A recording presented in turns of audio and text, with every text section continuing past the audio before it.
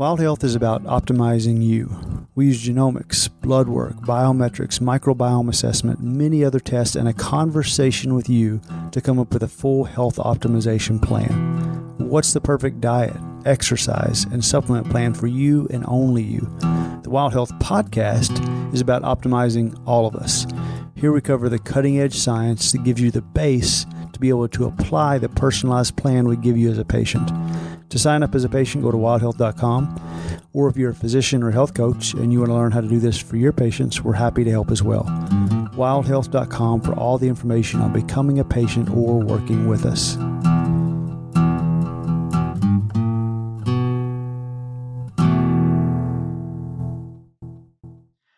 Hey guys, welcome back to another episode of the Wild Health Podcast. I'm Dr. Jeff Graham, one of the premium physicians at Wild Health. And we are so lucky today to have with us Brittany Estrada, who I have actually had the pleasure of kind of interviewing before when she spoke to our fellowship and did a really bang-up job. So I'm super excited to have her with us today. I think we're going to learn a lot. Brittany, I'll tell everybody a little bit about you and then let you add anything, if that's all right. Sounds great. Let's do it. So Britt Estrada is a women's health nurse practitioner, functional medicine consultant, and a womb healer based in Brentwood, Tennessee. She's passionate about supporting women and their partners from preconception through parenthood. In addition to her functional medicine practice, Britt has served her community as a birth doula, pre- and postnatal fitness and nutrition coach, and a Mercier therapy practitioner. Her current practice is largely focused on fertility support and postpartum recovery. Britt is a busy mom to 3 boys, ages 8, 6, and 3. I got that right? Yep, you sure did. Okay. And her own motherhood journey is what continues to inspire her work with clients. I'll repeat this at the end, but you can find her, just so I remember it now, at BrittanyEstrada.com. That's BrittanyEstrada.com. So Britt, welcome to the podcast. Thank you so much for having me. It's an honor. Yeah, totally. The honor's all on this side. Anything you want to add to kind of that background, that introduction that you were, I missed, or that you feel like gets left out, maybe, with a description of what you do?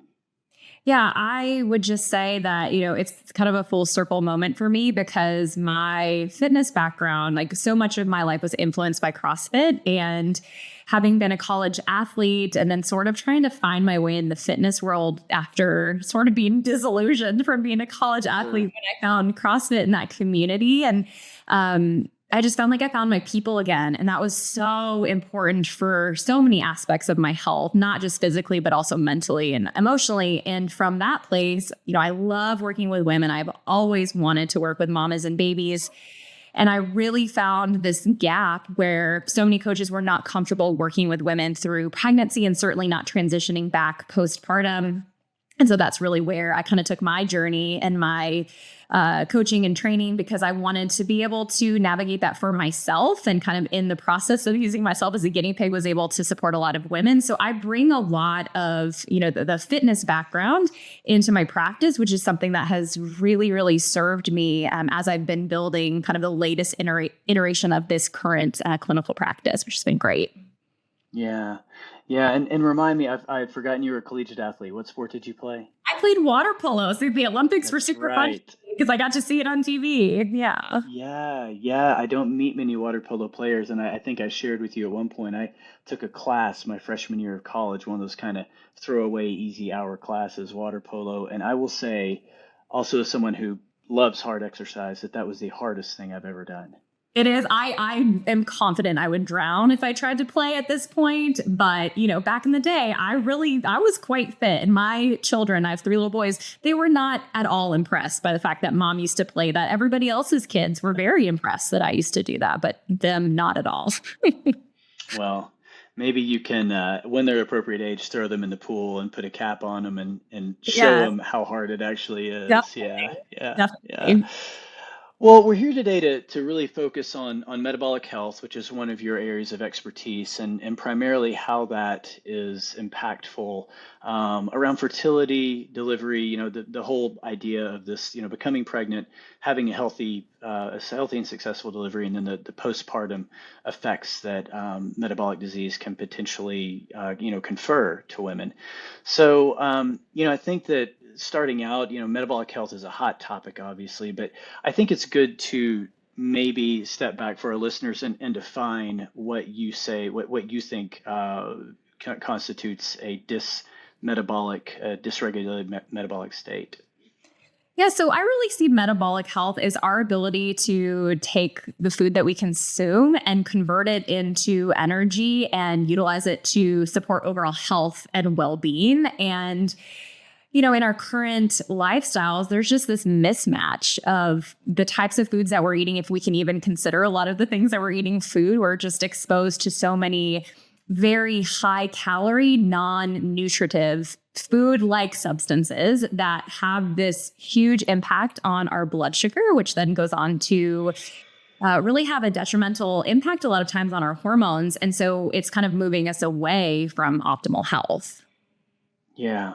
Yeah, so that's a really good descriptor, the food-like substances that we actually call food in our society today. Can you, I think it's pretty obvious to most people, but what are some of those things? Obviously, are processed foods, but where do you kind of rank those dangerous foods? Well, I would say, especially the sugar sweetened beverages, like those have zero nutritional benefit. It's not like it's going to even get you any level of satiety. It's probably going to, help with that sugar craving for 30 minutes until you need something else because your blood sugar is bottomed out. But we get a lot of empty calories from soda in particular, but then all of the energy drinks as well. And even some of the quote unquote, electrolyte drinks can be so high in sugar and so high in calories. But then things like chips and cookies and all these things that we kind of can find ourselves binging on because they're designed to, kind of upregulate those cravings and make us want more and more and more, but never feel satiated.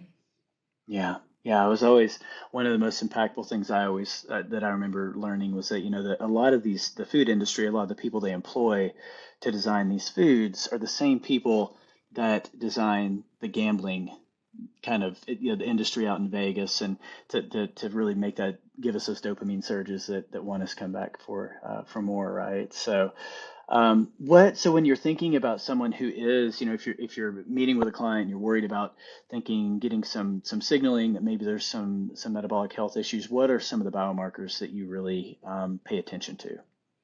So I really like to check a fasting insulin level. What I have found, and this seems to be supported by the literature as well, is that our bodies are so beautifully designed to keep us alive, right? And so typically we're not going to see a lot of disturbances in blood sugar until things are really dire. So insulin seems to be a little more of a sensitive marker where we start to see dysregulation there, even years before we see it reflected in blood glucose levels. Because, normally when you do a comprehensive metabolic panel, you're going to get a fasting glucose level. An A1C, is that average of your blood sugar over the previous 3 months. But the insulin level is a little harder to compensate, I think. So we start to see those changes in insulin, I think, a little bit sooner. So we can kind of catch the insulin resistance earlier on in the process. So it's not so hard to dig ourselves out of that hole.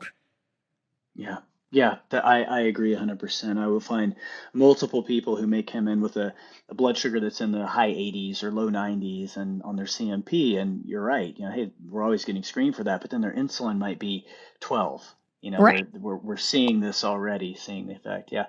Any other of those metabolic markers that you like to look at? I'm just starting to dive more into leptin, and I like to consider myself, I'm certainly not an expert, but I am a lifelong learner, and I just love to explore and dig and learn as much as I can to support myself and my patients. And leptin is really one that it's a hormone that's getting a lot of attention, especially in the metabolic health and longevity space. But the more that I dig into it, the more I recognize how it has such an influence on our sex hormones, even talking about the way that puberty comes about, the way that we store fat during pregnancy and recovery and postpartum. So that's been really fascinating to me. But, leptin is typically the hormone that signals satiety, and often we can develop leptin resistance just like we develop insulin resistance, which I think a lot of people might not know. And those two things tend to go hand in hand.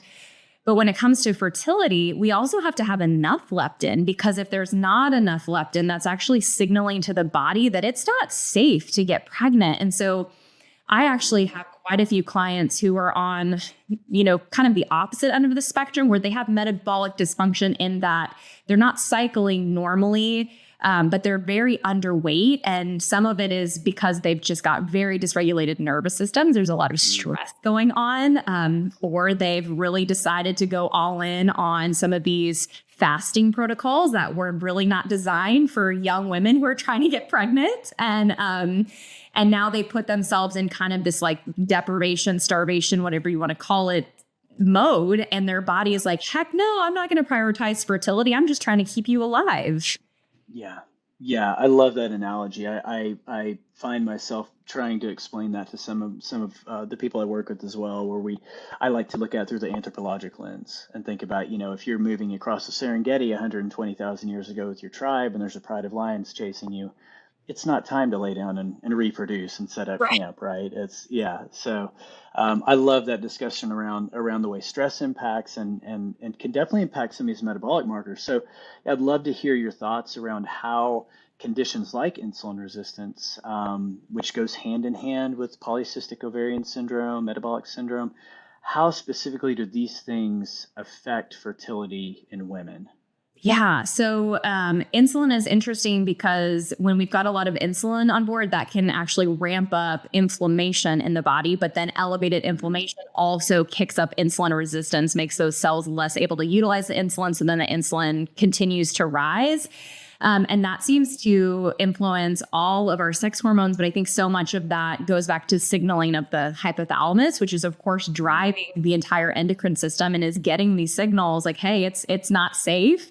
And of course, when you're in this dysregulated nervous system state, when that, sympathetic state is dominant, we are getting told by the hypothalamus, hey, there's danger. So we are going to divert resources towards keeping you alive. So blood sugar is going to go up. So you've got the energy that you need to fight or flee. We're going to divert blood flow away from the center of our body into our muscles, so we can run. So that's away from the uterus and ovaries. So we're not getting good hormonal signaling. And so I think that's a big piece of it. It just kind of all works together and kind of creates this perfect storm.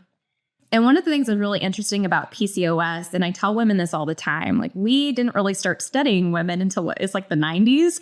So I think we have this PCOS diagnosis, this label that we give to so many women, but it's just kind of like this blanket diagnosis because there's so many variations. And now finally, we're starting to see different types of PCOS. And now I think there's now 7 different types of PCOS, which that's pretty new.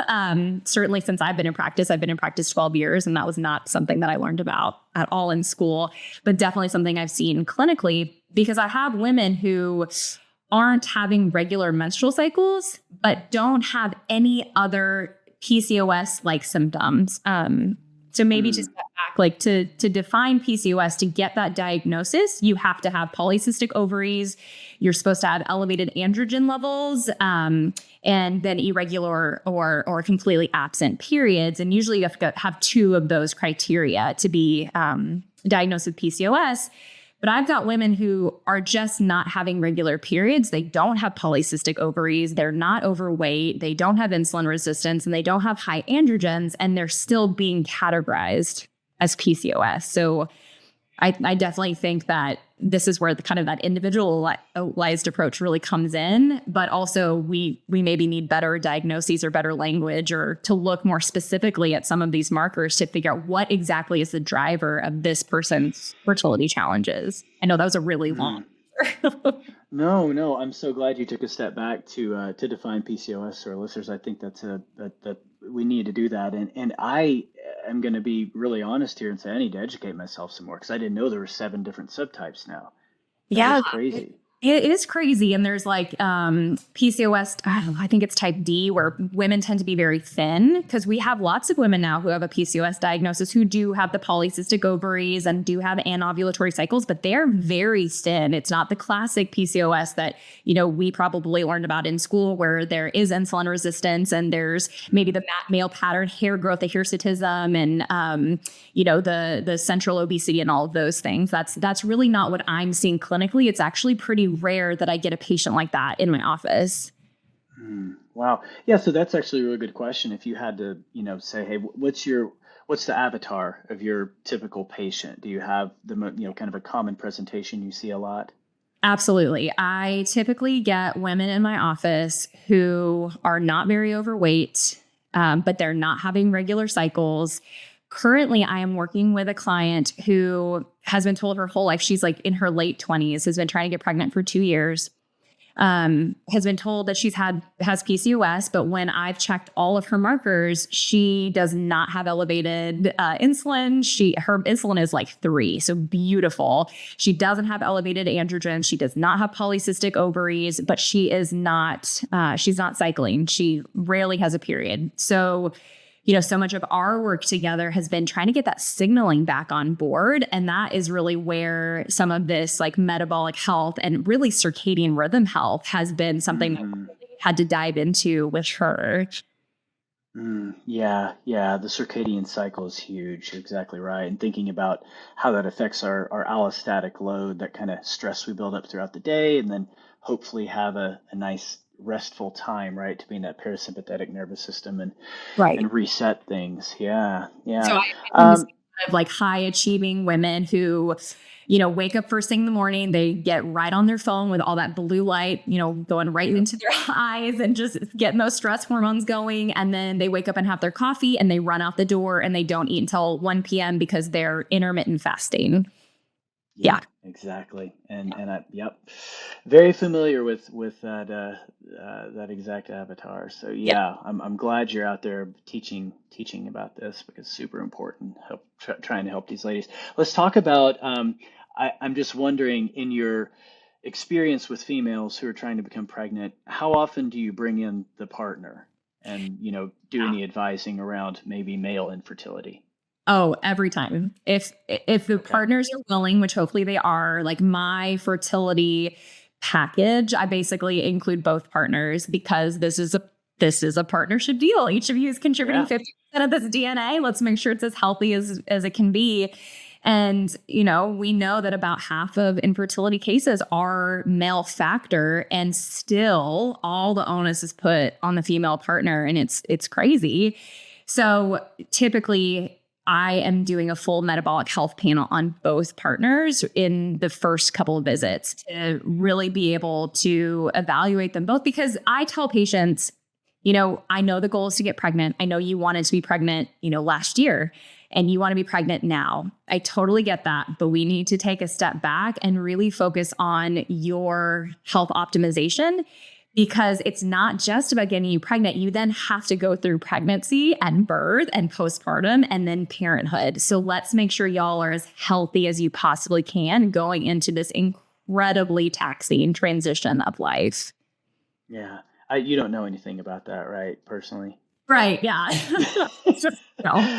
My life story for the last 8-9 years. Your life story. It's so helpful to be living it while you're treating it. So, talk a little bit. I know we spoke prior to this about your passion for that exact thing, that kind of launch pad for setting up long-term metabolic health and using this point in time that you have with people to make that impact. What can you give us just a synopsis of your message to people around that time?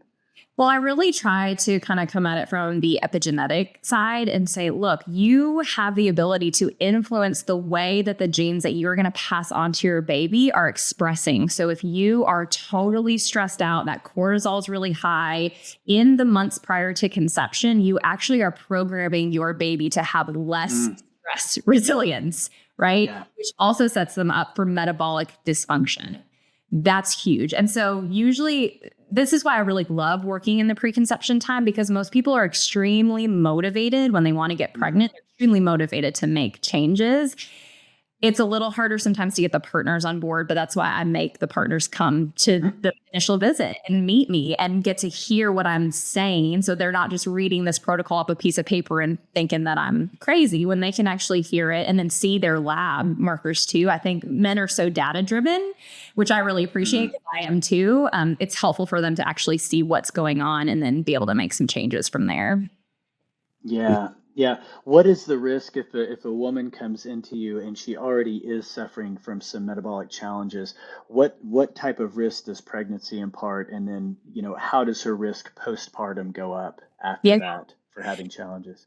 So, in pregnancy, I definitely feel like there are more women who struggle in that first trimester with like the really intense nausea when they've got metabolic dysfunction on the front end. I don't have data to support that. That's just kind of what I have seen. But then also, as you progress further into pregnancy, you naturally become more insulin resistant. That's nature's design. Sure. That's meant to shunt nutrients to babies so that they can grow. So that's what we want to happen. But if you already were a little bit insulin resistant on the front end, and then we go into pregnancy, like it's probably going to push you over to the edge to full blown gestational diabetes, which can pose risks for both mom and babies. And mamas who are diagnosed with gestational diabetes are much more likely to go on to develop type 2 diabetes in their life.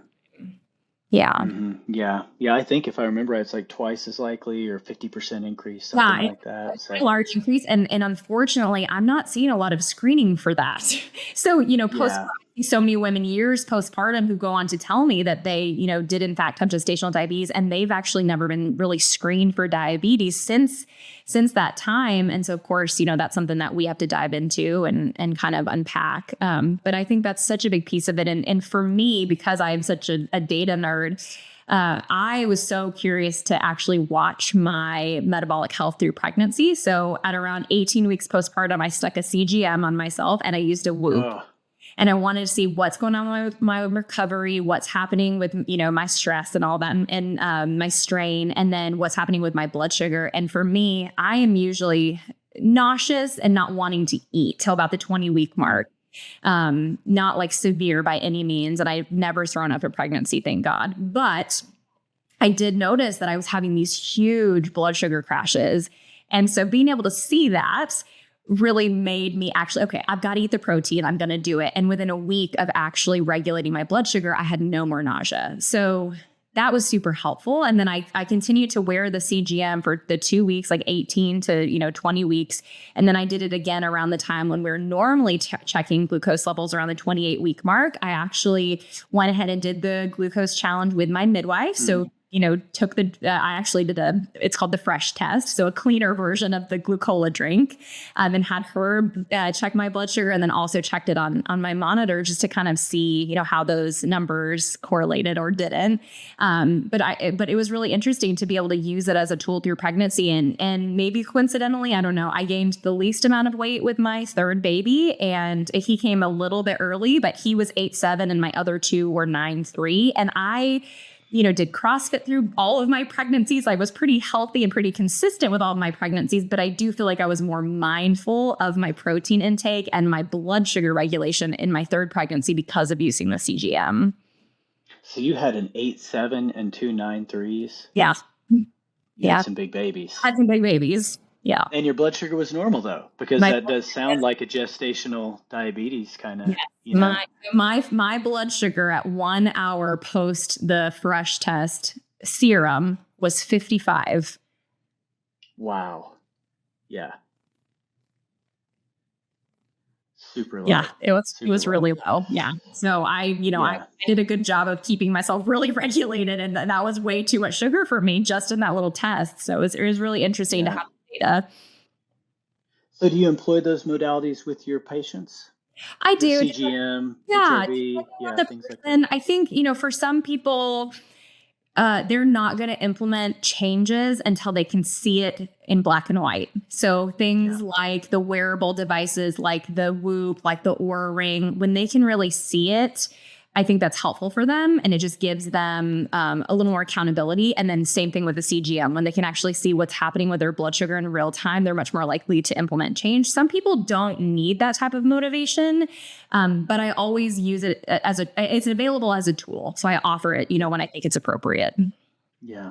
Yeah, it's a great idea. So talk about some lifestyle modalities that you do, employ with your patients when you do feel like you're either right on the edge of those metabolic problems as they're trying to get pregnant, or, they're already there. What are your top 3 things you advise? Honestly, I feel like I've really come full circle. I've been in practice now for 12 years, and I've learned so much using myself as a guinea pig, and I feel like I've simplified.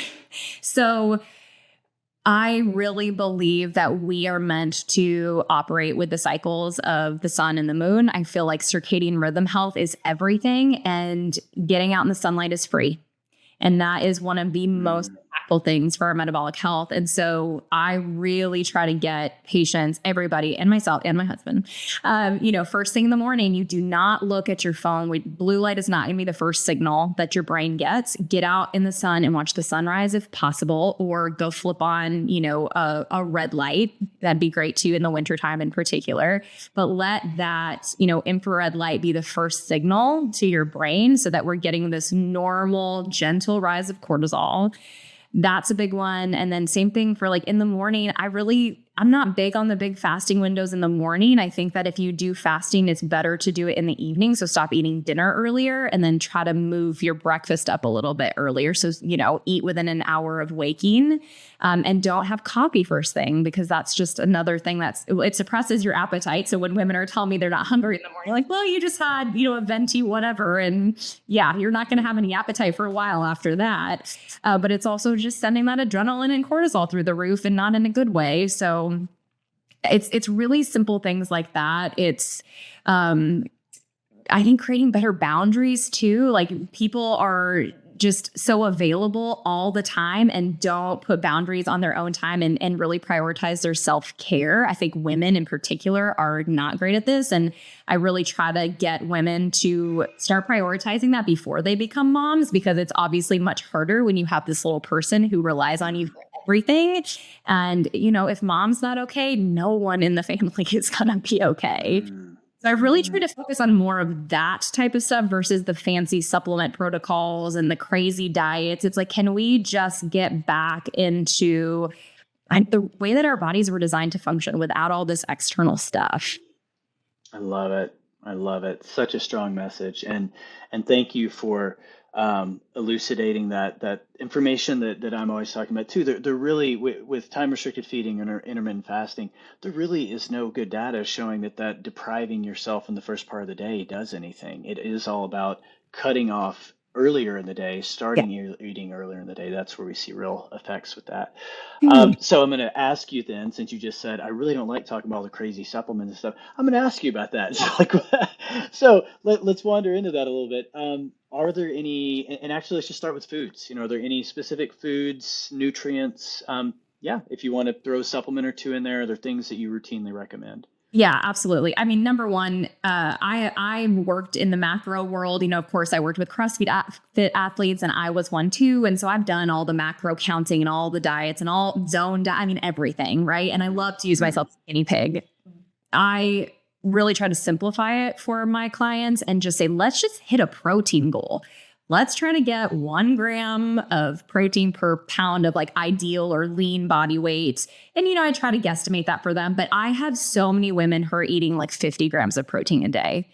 And several recently who, have really decided from whatever source they've heard that they can't eat animal foods and that they have to eat totally plant-based. And I want to be respectful of people's choices, especially if they're eating that way for an ethical reason. And also then we have to get really creative with how are we going to get you these critical nutrients that you cannot get in animal foods. So we're going to have to supplement. We're going to have to find a good protein powder or something that's going to get you what you need, especially as we're going into pregnancy when the requirements for protein are even higher. So what is the requirement in pregnancy? Yeah, that's a really good point. Oh gosh, I used to know it. I mean, honestly, I'm just trying to get women up to, what they need pre-pregnancy and that pre-pregnancy weight and kind of just go from there. And an ad because, there's not a huge increase in caloric requirement in pregnancy, shockingly. Like I think the most in the third trimester, I think it's only like 350 calories. It's only like 60 calories in the first trimester. So some women will even lose a little bit of weight in the first trimester just because they're sick and they're not wanting to eat. So it's not a huge amount, but you need much more healthy fats to get all those essential fatty acids. You need all that protein because that's literally the building block of building a baby. So I don't necessarily think it's a huge increase. It's just, can we shift the macro profile to really favor a lot of healthy fats and protein, which you should be doing outside of pregnancy anyway. But, I love Lily Nichols' work. I feel like she's got great recommendations and all the data in her book specifically for protein requirements in pregnancy. But all that is to say, like almost no one is actually hitting just even the baseline requirements in pregnancy. Yeah. Those baseline requirements, I talk a lot to my patients about trying to hit a gram per pound of body weight. And if they can't get there, and if you can get more specific, like, lean body weight, lean mass. Yeah. But I mean, do you think like 70%, 0.7 grams per pound, is that acceptable? Or, I'll say like do, 0.8 per pound of body weight. Honestly, it's such a challenge for so many of my patients that I'll say, let's just start with getting 100 grams of protein and let's just start there and work our way up. It takes time because when you're not used to eating that level of protein, it can feel overwhelming. And you can also feel really satiated really quickly because you're just not used to taking in that level of protein. So we usually have to work our way up over, a few weeks or a couple months. Yeah, I love that. Yeah, no one's going to feel good if they go from 40 grams a day to 80 grams a day overnight. So yeah, really good point. I want to talk about, and so we didn't quite wander into supplements. Are there any things? I mean, obviously folic acid hugely important during pregnancy. Anything else that you advocate for? Choline is a huge one. So choline is just as essential as your folate and your B12 to the normal development of the brain and neural tube, and it gets no love. And the requirements in pregnancy are something like 950 milligrams a day. I think an egg has like 200 milligrams. So you have to eat, and we just don't get a lot in our diet unless you're just eating a lot of egg yolk. So typically supplementation is really important, and you want the choline to be on board prior to conception because there's a lot of nutrients that are needed from the moment of conception. Vitamin A is another one. And a lot of women are deficient in vitamin A, especially if they have a plant-based diet, because we need the retinol form. Many of us are not good at converting the beta carotene form from plants over into the retinol form. I have found that for myself in particular. I'm always low in my fat soluble vitamins. So that's something I pay really close attention to. And vitamin A impacts every level of fetal development. So even from, the point of implantation and all throughout pregnancy, and it impacts both men and women. So I'm checking usually vitamin A and vitamin D, looking at B vitamins. And then it really depends on the person. Some people really truly do have a really high toxic load because we just are living in a chemical soup of all the things, and people aren't great at detoxing. And so sometimes we just need to take a little time to kind of clear out liver and let hormones regulate, especially for my women who present with a lot of like the estrogen dominance type symptoms. They've got super heavy, painful periods. They've even irregular cycles, all those things. Sometimes it's really that they're not clearing their estrogen effectively. And a lot of that is because of all the exposure to the xenoestrogen. So sometimes we have to take some time and utilize things like milk thistle and NAC and DIM and things that are going to help clear out that excess estrogen and kind of rebalance hormones through all those detoxification pathways. And I'll kind of go down that pathway depending on, what's going on with the patient.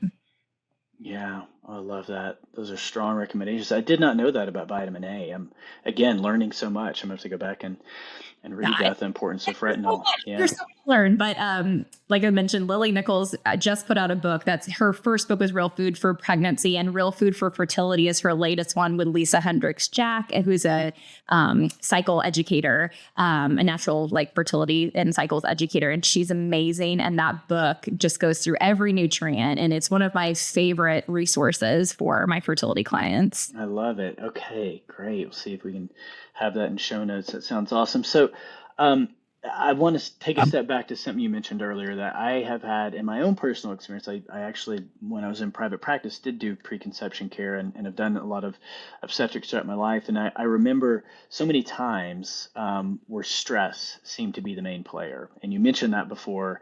And I want to kind of talk about it in two different ways, but physical stress and psychological stress. So I'm most interested to hear as a competitive collegiate athlete, a CrossFitter, someone who's worked with a lot of really physically active people. There's a lot of questions we get, around, well, hey, and I really want to talk about in pregnancy, leading up to pregnancy. How active can you be in those times? And is there any effect of physical activity on fertility? Yeah. So I have to ask my patients, what is the intention for this season of life?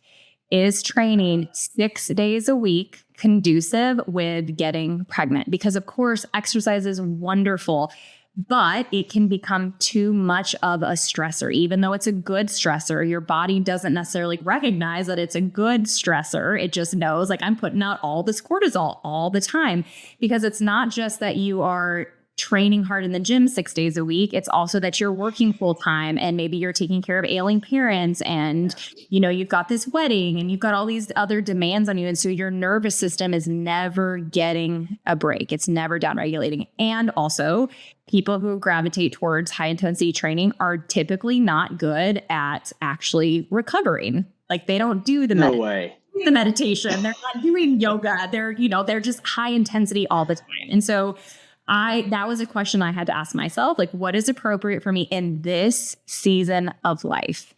We're called much more to step into some more of that feminine energy. So masculine is very routine and systems and numbers, and that's beautiful. We need that. And when we're transitioning into motherhood, we're being called to more flow and flexibility. And that can be a really hard transition, especially for someone like me, who is a competitive athlete. But I had to cut back my training to, 3 days a week of CrossFit. And then I was doing yoga the rest of the time and going for walks. And that was what my body needed in order to get pregnant. Can some of these competitive CrossFit athletes get pregnant? Absolutely. But I think that the conditions really have to be a perfect. I mean, it's really a miracle that anyone ever gets pregnant, for all the things that have to go right. So I would just say, why don't we just stack the deck in your favor and start transitioning? Because you are going to have to modify things in pregnancy, and you're certainly going to have to modify things as you come back postpartum. So why not just start getting in that mentality preconception? I love it. God, I love that flow and flexibility comment. That makes so much sense. That really resonates with me. And sounds like you live that. Yeah.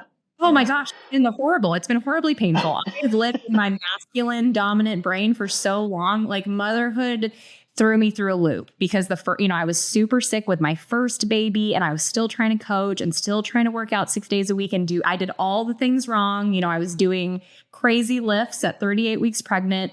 And, I got my butt kind of handed to me. And then I learned, like, hey, now's the time to just kind of soften and step more into that flexibility. And my kids have been my greatest teachers. It has been such an important transition and initiation for me. Yeah, that's beautifully said. Yeah, I think I can say the same thing. Definitely been my greatest teachers. Talk about during pregnancy, what is acceptable for women to do as far as exercise? And you shared some of your own experience, but as you're counseling people, first, second, third trimester.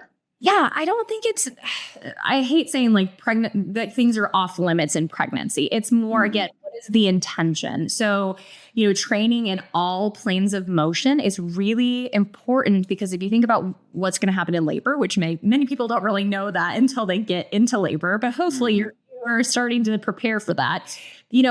If you can move through labor, it's a heck of a lot easier to handle the contractions and to help things progress, because baby is trying to wiggle through that pelvis. And so if you are able to move in every direction, it just facilitates, I don't want to say an easier birth, but maybe a more efficient birth. And this is coming from someone who has had every kind of birth. I've had a C-section and I've had a home birth. So I've had all the things. And being able to move is really important. And that's one of the reasons that I do recommend a CrossFit, functional movement type workout routine in pregnancy, because when we get real when we train in one plane of motion, like maybe you are, a runner, or you really love your Peloton and you're always spinning, like we can kind of get the muscles to be less willing to go in other directions if we're always going forward, right? And I think it's really important for that pelvic floor to be able to manipulate and move to, again, facilitate birth. So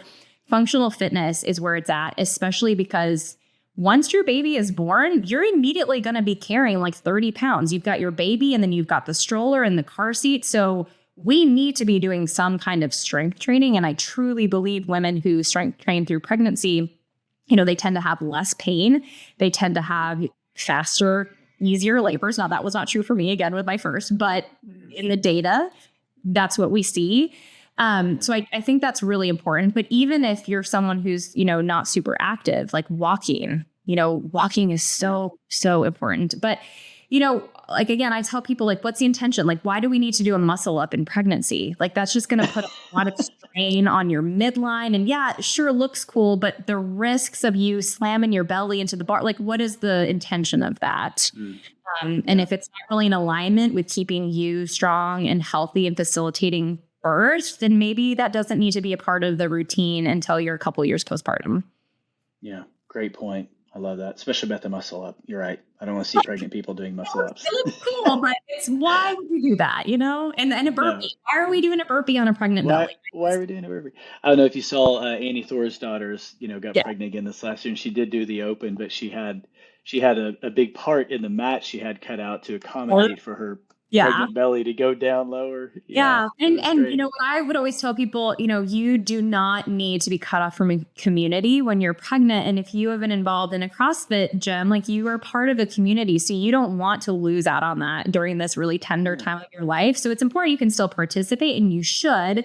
And let's be, a little more mindful of how we're training. I did the opens too when I was pregnant and newly postpartum, and, just kind of change things up. I have a picture of me doing Murph when I was like 20 weeks pregnant, and I had my oldest son on my back in a carrier, and I walked with him for the run and, did everything modified. But I wanted to be a part of what my gym was doing because I needed that community, and it was great. But I just did it in a way that was in alignment with what was happening with my body at that time. Yeah, that's amazing. I wish I could see that photo. That's crazy. One of my favorite t-shirts I've seen in the CrossFit world just says "Scaling is cool." Yeah, it's like change it up for what you need. Well, so you hit on something. Sorry, go ahead. No, I was going to go back to that part you said about that community aspect, because to me that really begs the question, the other part of the question I wanted to ask for around, psychological stressors that we take on, and how those might affect fertility and keep people happy during pregnancy. Obviously, community is a big one. Yeah. Are there any other, recommendations you employ with your clients as they're moving through this period?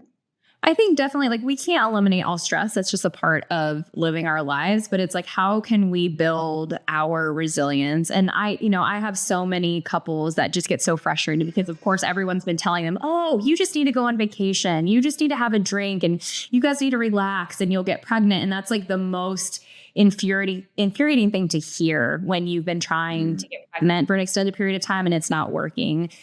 So I try to bring a little more of like, how can we create more sacredness and ceremony around this really incredible thing y'all are doing? You're trying to call a baby Earthside. You're trying to call a new soul onto this planet. Like, can we just have some reverence for that? And so how can we kind of create opportunities to make this more of a sacred experience? Because I'll also hear from couples like, we are now going through the motions with sex because we're just trying to make a baby and there's no intimacy anymore. So it's like a job.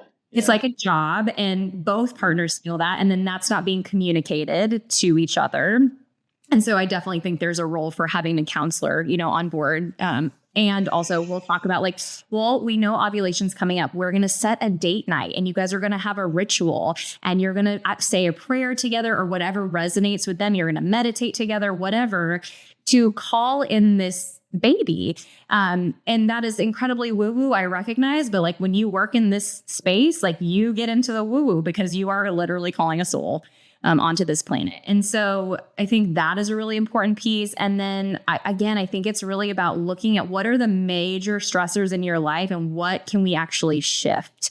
Like, is it stuff to do with work? Is it possible to change up your work schedule? Is it possible to, take an hour every day in the morning where you do your workout and your meditation, and that's the thing that really grounds you for the day? And like, what does your evening routine look like? Are you coming home and vegging out with a bottle of wine and Netflix? Like, that's not going to be very productive for your stress response. So how can we shift those things, and just really trying to look at what's possible for the individual person, because everybody is different and everybody has different resources and different beliefs, and we kind of have to tailor it. Yeah, I love that.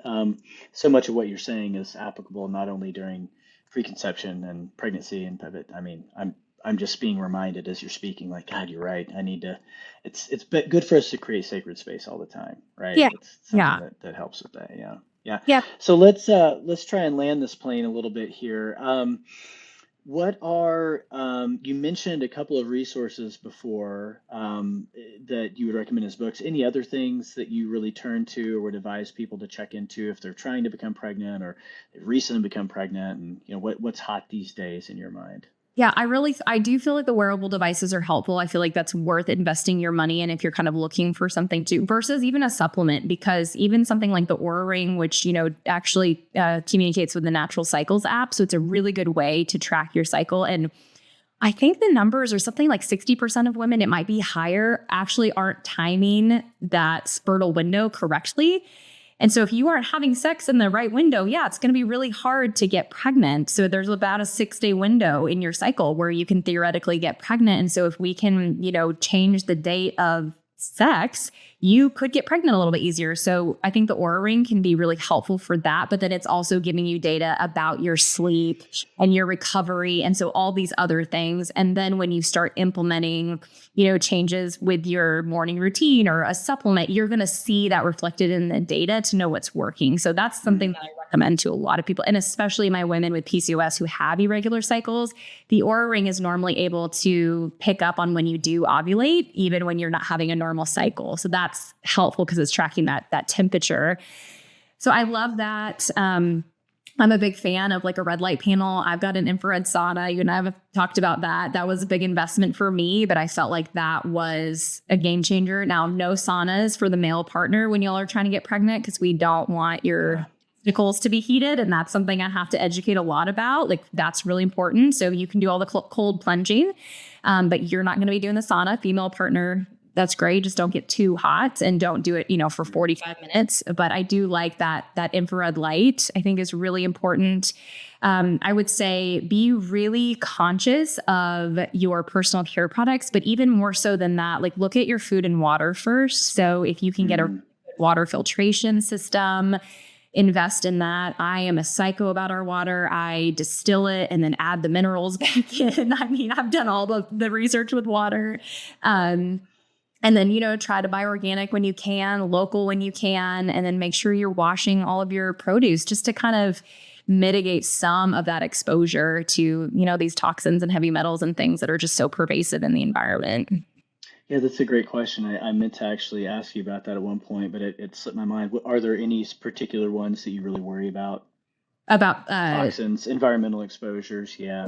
Definitely glyphosate. We see all kinds of data because of just the disruption in the gut microbiome, but also it does have an impact on our sex hormones. I think that's a big one. I think the phthalates, that's a big one that's in all of the plastics. So if we can avoid plastics, phthalates and BPAs, because those are xenoestrogens and are going to mess with our sex hormone regulation, I think those are huge.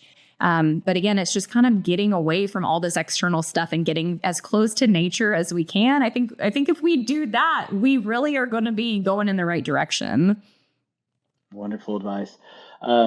Last question I've got for you. What are any emerging trends or research that you're aware of that are happening in this kind of preconception field? Do you know if there's any new science coming out right now that seems to be legit? Yeah, I'm really digging into leptin a lot. I'm super lucky that I just started working with a new endocrinologist who's very much functionally minded. Her name is Kelsey Dexter, and she's awesome and has really turned me on to more of the circadian rhythm health. Like the more that I research it, the more I'm just so fascinated and just the way that interacts with leptin and insulin and overall metabolic health. But, we were talking about leptin is, it's a big driver of puberty. It's an important hormone specifically for putting on fat in pregnancy, which is going to help support the growth of babies. So I think we're going to be seeing a lot more about leptin in fertility. And then a really great paper came out in 2020 that just it's really what turned me on to circadian rhythm health specifically for these clients. And I can send you all the article, but it was from a group of Italian scientists who were just digging into clock genes specifically for female fertility. They do mention male fertility, but they are saying that circadian rhythm dysregulation is likely the biggest driver of female factor fertility challenges because how intricately female hormones are influenced by just the rhythms of light and dark and that circadian rhythm. And that's true. Like women really are mirrors of the natural world. And we have 40% more genes that respond to rhythmicity than men do. So it makes so much sense that these circadian rhythm influences are really driving fertility challenges. And we have the data. We see that in shift workers, especially female shift workers. They tend to have higher incidences of metabolic disorder and fertility challenges and, menstrual cycle irregularities and all of these things. And so I think that circadian rhythm piece is going to be huge. I love that. That's been a really strong message today, and I hope our listeners have enjoyed hearing that because you're exactly right, men and women, but particularly like you say, that's I think women are obviously the more complex, stronger gender for good reasons. You guys have to be Yes. complex, yeah. Anything else today that you'd like to leave with our listeners? Any other messages? Yeah, my heart goes out to anyone who has struggled with fertility. I actually had a miscarriage with my first pregnancy, and I feel like that kind of set me on this path. And it's actually what drove me to really develop that strong, sacred spiritual practice. And that has been such an anchor for me throughout my motherhood journey. And I think that if I could leave everyone with one piece of advice, it would be really start to explore that side of things, like develop a strong practice, a strong connection to the sacred, because again, like this time of calling in a baby is sacred, like no matter what your belief system is. And so it doesn't have to have any kind of religious affiliation, but it is an opportunity to really start to go inward and develop that practice. That is a powerful message. God, I love it. So guys, thank you, Brittany, for being with us today. Brittany Estrada, again, is a women's health nurse practitioner, focuses in functional medicine, consultant, and a womb healer in Brentwood, Tennessee. But Brittany, tell us again how to get in touch with you if people are interested in connecting, and do you do mobile work as well? I do. I'll do consulting, and then I've got people that fly in to see me, which is amazing. But just through my website, BrittanyEstrada.com is probably best. And I'm super active on Instagram. So the Britt Estrada is my handle. I'm going to start following you right after this. I love it. Fantastic. Well, guys, thanks for tuning in to another episode of the Wild Health Podcast. Hope you enjoyed it today. Brittany, it was such a pleasure, as always. Thank you so much. See you next time. Thanks so much for listening to the Wild Health Podcast. If you want more daily health education, be sure to follow us on Instagram, which is filled with health optimization how-tos, grocery shopping lists, guided breathwork posts, myth debunking, and so much more. You can find us at Wild Health MD on Instagram.